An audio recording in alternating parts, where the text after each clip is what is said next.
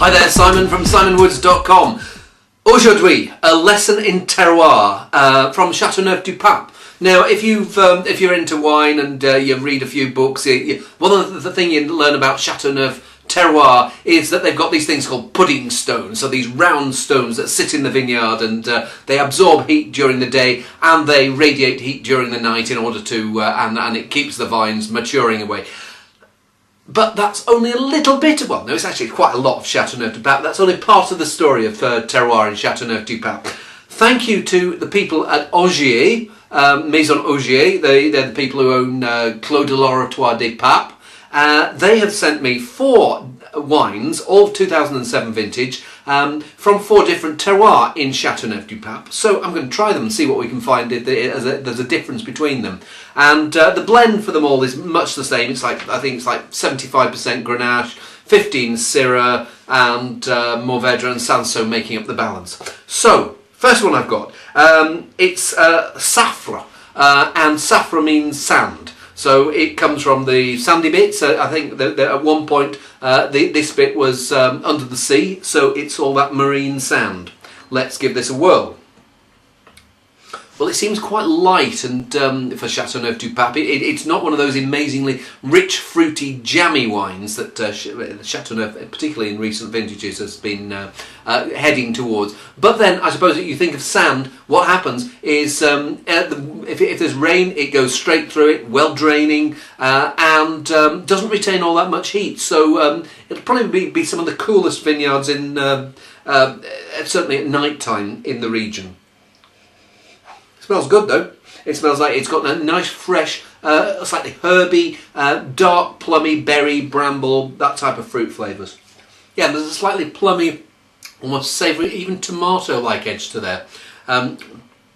It has got this warm herbiness. I mean, it's a warm vineyard. It's I'm not sure what the alcohol is here, probably 14.5%. But there's the finish that you're left with is quite fine and spicy. It's not galumphing and over the top. Good. Normally I use the same glass for all the wines, but I thought I'd pour these out about an hour before just to give them a chance to come out of their shell. And speaking of shell, next one I've got Limestone Calcare. So limestone calcare. If that's the sandy bit of the old seabed, this is what happened. All the manky old seashells aggregated to form limestone, and that's what we've got here. Don't really think of Chateauneuf du Pape as being having limestone, but here is a vineyard where they do have limestone.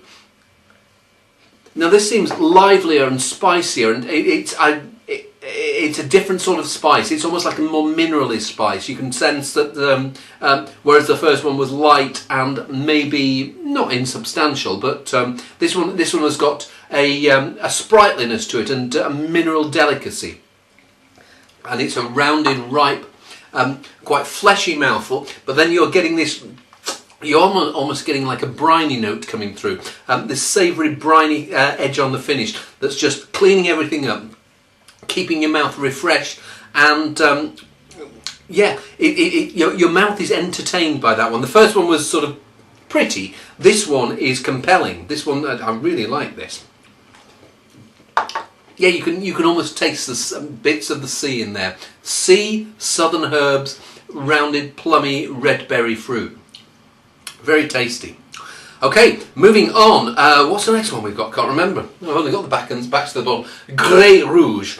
It doesn't mean it's grey and it's red. Grey means I think it's sandstone. So that's the terroir here. So yes, bits of sand, but it's more compressed sand and it's got a bit more solid bits in there. So yeah, halfway up the beach, if you want to call it that.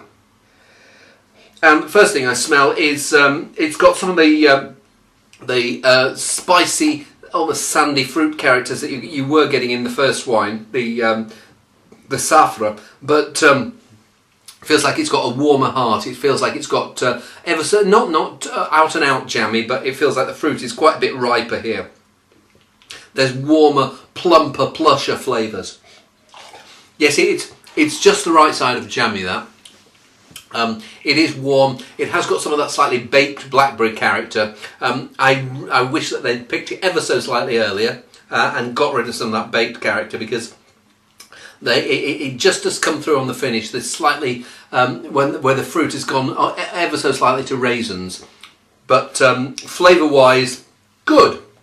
I prefer the one before. I prefer that elegant minerality to the slightly baked, bullish one. Let's see what the final one's like. Galets Roulés. And we were saying about Puddingstones. This is the classic Chateauneuf du Pape terroir, and the Galets Roulés, Puddingstones as people in English call them. They're stones that were brought down from the Alps by glaciers, and as they tumbled through the moraine, they were smoothed and they ended up down in the vineyards of Chateauneuf du Pape. These nice round, some of them big round, some of them small round, but things that absorb the heat during the day and then not reflect it, but just and then give it out during the night and keep the vineyards warm. And well, let's see what it's like.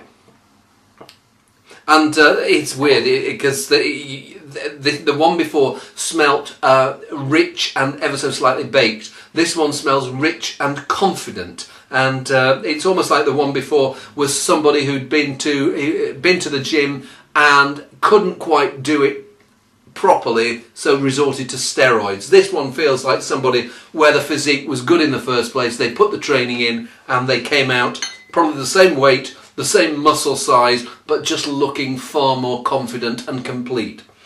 This smells really, really good. It's like herbs, it's freshness of fruit, whereas the one before ever so slight baked and jammy. And warm, rounded, confident, herby, and a touch of the minerality that you're getting in the Calcare one. But yes, a real southern soul sister. And yes, it's got some of the briny intensity that you got in the Calcare one, but it's a richer, fuller, fleshier wine. I mean, those two for me stand out above the other two. And they get this briny, savoury finish, and I haven't really associated that with Chateauneuf du Pape in the past, but I get it in spades here. And fruit flavours, it's those plums, it's those. It's weird because sometimes you get black fruit flavours, but here I'm getting those more loganberries, raspberries, plums. And this dusting of maybe a little bit of chocolate in there, not over the top, overripe. Let's go into the chocolatey oak thing. I don't think there's certainly if there is oak used here, new oak. I don't find it anything poking out like a sore thumb. But this feels like the most confident of the quartet, and it feels like the best southern glug. Followed not too far after by the Eclat Calcare, but those two really stand out for me. But I mean, Chateauneuf du Pape has become famous for the Puddingstones, and the wine there from the Puddingstones was my favourite by quite a way. But the Calcare one did have quite a lot to say for itself. Unlike me, I'm going to stop now. See you soon.